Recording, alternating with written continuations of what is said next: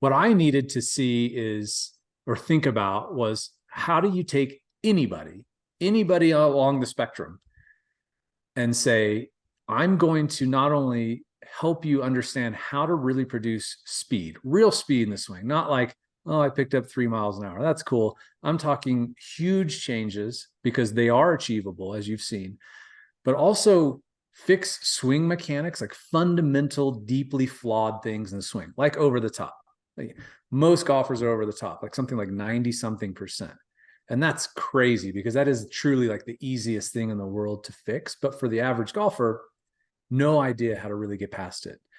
But how do you take the over the top golfer and give the under the plane snipe hook golfer the same information and fix both of them at the same time? Now, that doesn't make any sense on the surface because you're like, wait, there's two different problems, completely different skill sets. Yet that's exactly what I was trying to figure out how to do. And that's happened, like, right? That's not, yeah, that's, I see the challenge there. I mean, I mean, you don't want to have 100,000 different videos out there for each golfer. You never, Exactly. yeah. Yeah, exactly. And that's the challenge, right? So then you start, okay, I want to do the impossible. I want to fix two disparate problems with the exact same solution. That doesn't necessarily make sense on the surface. But when you take a step back and you abstract it a little bit further, you take a 30,000 foot view, what you realize is the person who's coming under the plane and the person who's over the plane still have the same problem. They don't understand really what they're trying to do in the swing. They don't understand the whole big picture of it. That's the thing. If there's one thing that's missing in the golf swing, it's this overarching movement pattern that is the golf swing.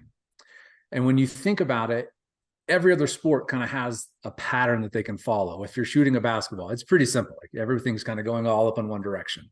You're throwing a ball. It's pretty easy to understand that. But golf has this change of directions, like I talked about in the axiom stuff. But what's really missing is the glue to understand what is it that I'm really trying to do. And the priorities in the swing are, I need speed, because you can hit the ball really, really accurate, but if it only goes 5 yards, it's not really going to work, right? So you have to have speed. And that's something I think a lot of people are afraid of because they don't know how to produce it. The typical golfer goes out and tries to produce speed. They just hit the ball more offline. So what happens to most golfers, and especially golfers who kind of get stuck in that 6, 10, 15 handicap level, is they're like, okay, I have a bad swing. I got a bunch of swing flaws. I don't want to spend years trying to fix it. I just want to go out and have fun and hit the ball better. But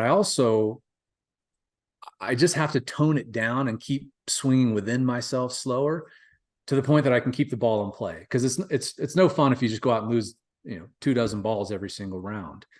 So how do you get them speed and accuracy at the same time, right? So there's the other conundrum. So it's not just fixing two disparate swing faults that seemingly have nothing to do with each other, but then you're trying to solve two problems at once that also tend to contradict each other. If I give you more speed, well, you're just going to hit the ball further offline, right? So how do I give you more speed and make you hit the ball more accurately? And I think you experienced that as well at first, right? That you not only saw an increase of distance, but you saw an increase in consistency, right? Oh, absolutely. And then what you just described about just keep it in play and like, oh, I'm going to swing at, 70% just to, make sure I don't do this. And then, that creates its own problem